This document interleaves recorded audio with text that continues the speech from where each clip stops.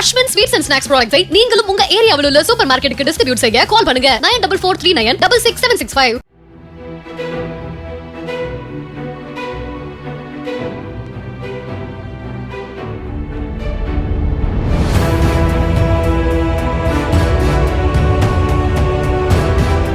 ராமநாதபுரம் மாவட்டம் ராமேஸ்வரம் அருகே பிரப்பன் வலசை கடற்கரை வழியாக இலங்கைக்கு கடத்தப்படவிருந்த 297 கிலோ கஞ்சா பொட்டலங்களை போலீசார் பறிமுதல் செய்தனர்.